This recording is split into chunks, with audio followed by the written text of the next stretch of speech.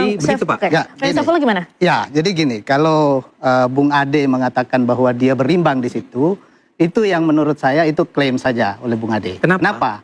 Karena jelas ada beberapa pernyataan-pernyataan Bung Ade, termasuk juga dua host. Saya ambil kutip di menit 11, kurang lebih menit 11.44. Bung Ade ada membuat pertanyaan retorik memang, tapi itu pasti punya maksud. Ngapain sih Pak JK jelek-jelekan Kristen? Ingat gak Bung Ade? Saya nonton, saya bisa tunjukkan menit 11.44. Terus host Gracia Salsabila, sudah berapa lama ini ya Pak JK menyatakan begini, sudah berapa banyak seminar, jangan-jangan setiap ada seminar dan ada perang itu dibawa-bawa ke... Itu ada, bisa ditonton. Saya menyatakan fakta. Ya, dan itu berulang kali, bahkan termasuk juga yang satunya. Intinya itu di framing seolah-olah Pak JK itu menista agama Kristen. Seolah-olah omongan yang dikutip oleh Bung Ade itulah makna sebenarnya yang disampaikan Pak JK. Padahal tidak, itu kan ada potongan video di akhir yang jelas sikap Pak JK seperti apa. Tapi ini yang potongan ini yang dibangun seolah-olah itu sikap Pak JK. Inilah framing. Silakan Bung Ade. Itulah framing. Ini ya Bung Saiful, kita sama-sama Islam. Ya, benar. Justru itu kita marilah valid. kita, penonton juga banyak yang orang Islam, pasti kita bersumpah. Ya. Jadi saya bersumpah bahwa saya tidak melakukan itu untuk menista Pak JK.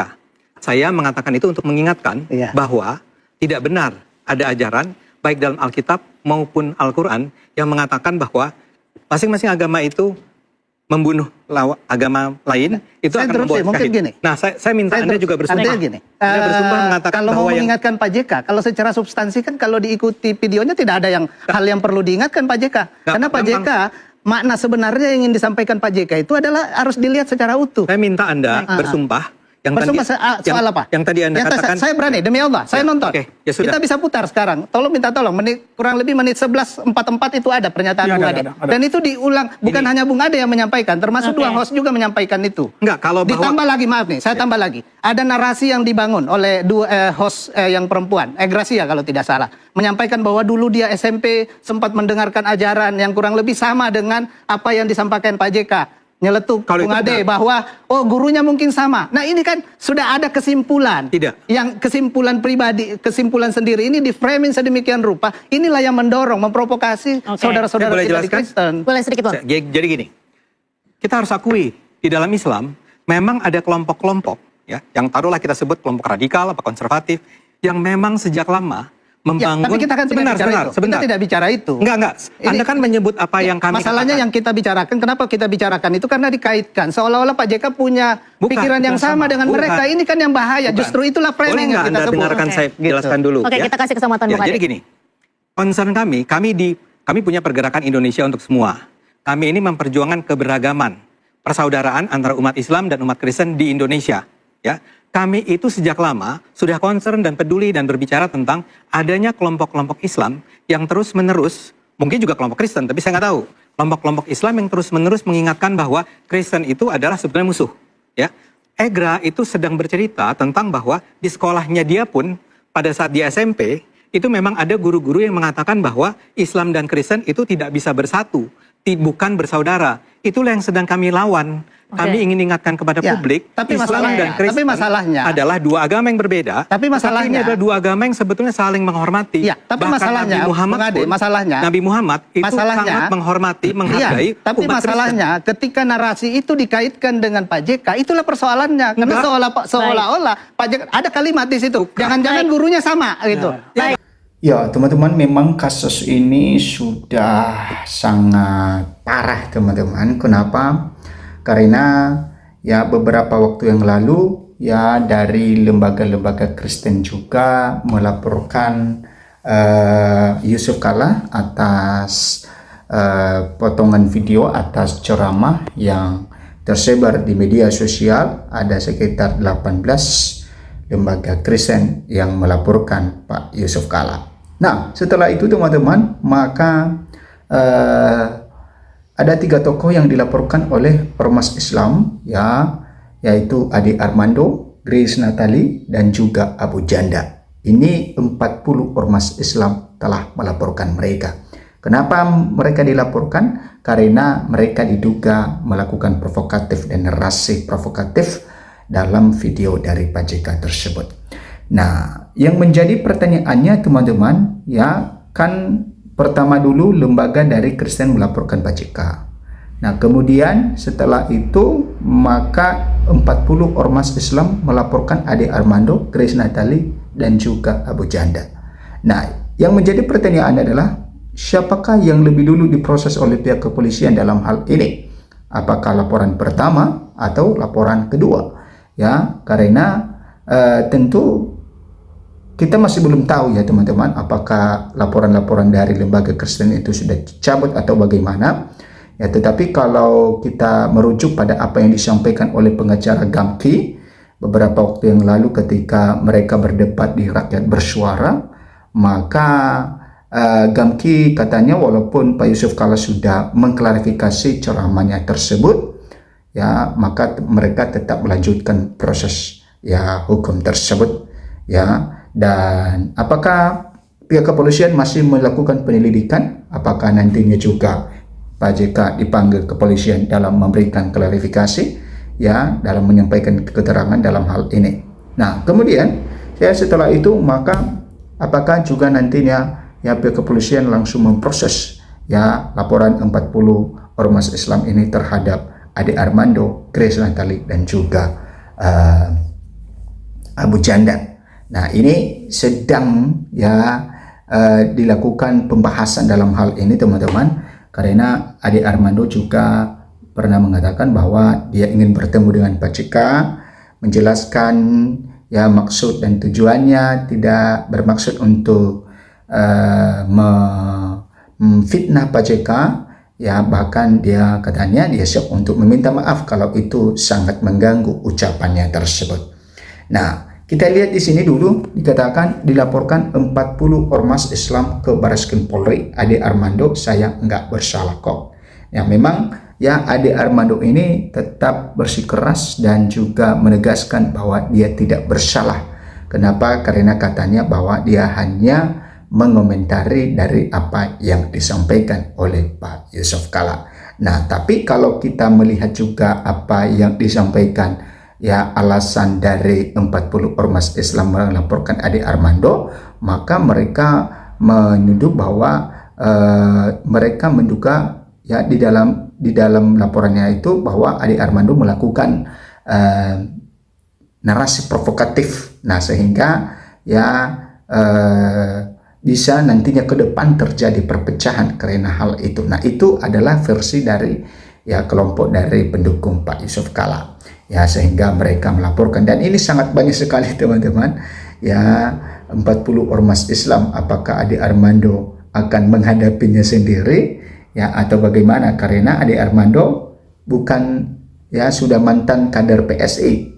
Ya, beberapa hari yang lalu Ade Armando sudah keluar dari keanggotaan PSI, dan PSI juga ya secara tegas mengatakan bahwa kepada Grace Natali tidak akan memberikan bantuan hukum kepada mereka atas persoalan ya dari laporan-laporan yang dilayangkan kepada Ade Armando dan juga Grace Natali.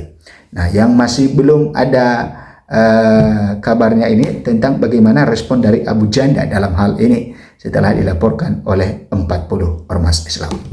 Nah, pegiat media sosial teman-teman, Ade Armando menegaskan tak pernah bersalah saat merespon cuplikan video ceramah Wakil Presiden ke-10 dan ke-12 Republik Indonesia Yusuf Kala. Ya, Ade Armando mengatakan bahwa dia tidak pernah bersalah katanya. Oke, ia pun tak bermaksud untuk mengadu domba atau memprovokasi pihak manapun. Ya, dia menegaskan lagi bahwa dia tidak memiliki maksud untuk memprovokasi pihak manapun. Ya, baik itu agama Kristen dan juga agama Islam. Kemudian pernyataan itu sekaligus merespon langkah 40 ormas Islam yang melaporkan Ade Armando ke Barreskrim. Ia menegaskan, ia meyakini bahwa laporan itu tak akan dicabut. Oke.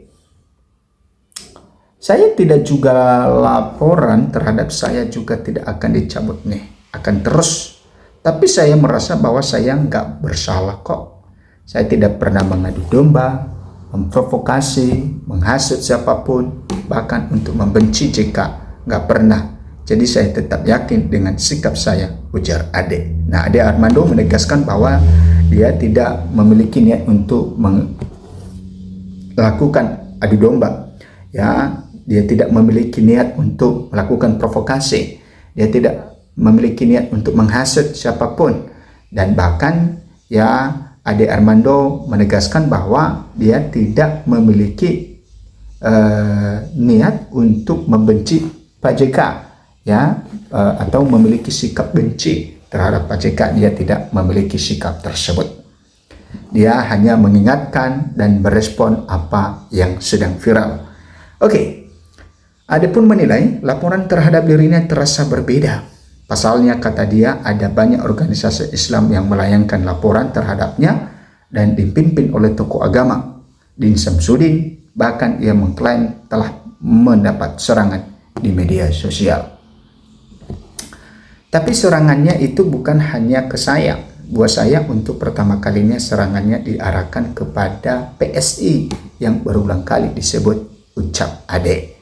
Nah, mungkin ini juga yang membuat Ade Armando ini ya keluar dari PSI, teman-teman. Dan memang ya alasan dari Ade Armando menurut pernyataannya ya setelah dilakukan konferensi pers bahwa dia keluar dari PSI itu karena dia menjaga nama PSI supaya kasus yang sedang dia hadapi ini ya nama PSI tidak dibawa-bawa. Nah, yang menjadi pertanyaannya, apakah Ade Armando bisa menghadapi sendirian ya 40 ormas Islam itu yang telah melaporkan dirinya? Ya harusnya dia tetap ada di PSI ya, maka dari PSI itu memberikan bantuan kepadanya. Kita tahu juga bagaimana dengan Ade Armando ya belakangan bahwa ya sering membela PSI, kemudian bukan hanya itu, membela Gibran, membela Pak Jokowi dalam narasi-narasi yang dia sampaikan. Bahkan dari Ade Armando ini pun ya mengatakan bahwa ya Gibran itu adalah wakil presiden ya terbaik sepanjang sejarah. Nah, setelah itu, tidak lama setelah Ade Armando menyampaikan itu, maka ya Ade Armando diangkat sebagai komisaris ya di salah satu BUMN. Nah, yang menjadi pertanyaannya dengan kasusnya ini ya apakah dia masih tetap sebagai komisaris, teman-teman? Tentu dengan kasus yang menimpanya ini maka tidak akan fokus lagi ya terhadap jabatan yang diembannya. Oke, kita lanjut. Bahkan kata dia PSI telah mendapat surat ancaman. Kita baca sama-sama surat-suratnya yang mengatakan bahwa nggak bisa nih selama Ade Armando masih ada di sana. Kita nggak akan dukung PSI karena tuduhannya adalah penodaan agama, bahwa saya menghina Islam, ucap Ade. Kemudian hingga sama saya menangkap bahwa memang ada upaya sengaja nih beramai-ramai ingin menghabisi saya dan kemudian menghabisi PSI, imbunya. Kemudian sebelumnya pegiat media sosial Ade Armando, Permadi Arya alias Abu Janda hingga Grace Natali dilaporkan ke Baireskrim Polri oleh puluhan aliansi ormas Islam yang diklaim terdiri atas 40 organisasi. Nah, ini 40 organisasi tidak main-main, teman-teman. Ya, pantas saja Ade Armando mulai ketar-ketar dalam hal ini tentunya. Laporan dilayangkan terkait beredarnya potongan video ceramah Wakil Presiden ke-10 dan ke-12 Yusuf Kala JK di UGM beberapa waktu lalu. Kami hari ini mewakili sekitar 40 ormas Islam kita sebut dengan Aliansi Ormas Islam untuk kerukunan umat beragama datang untuk membuat laporan ke kepolisian yang akan melaporkan 3 orang, yaitu Saudara Ade Armando, Permadi Arya, dan Grace Natali, kata Direktur LBH Hidayatullah Saifullah Hamid. Nah, itu teman-teman tentang ya perdebatan di media sosial, bahkan di stasiun televisi pun dilakukan pembahasan bagaimana dengan 40 ormas Islam telah melaporkan 3 tokoh, Ade Armando, Grace Natali, dan juga Abu Janda. Dan apakah nantinya akan diproses hal ini? Tentu ini menandakan bahwa kasus ini akan semakin panjang, akan semakin sulit ya, dan apakah nantinya akan berakhir ya dengan damai, kita masih belum tahu. Yang penting sekarang ya 3 tokoh ini sudah dilaporkan oleh pihak dari ormas Islam sendiri. Nah, teman-teman silakan memberikan komentar Anda dan kita tetap menjaga kondusivitas. Ya, ketika kita berkomentar, kita tetap ya mengedepankan satu etika yang baik sehingga kita tidak terjerat hukum dalam menyampaikan apa yang kita sampaikan.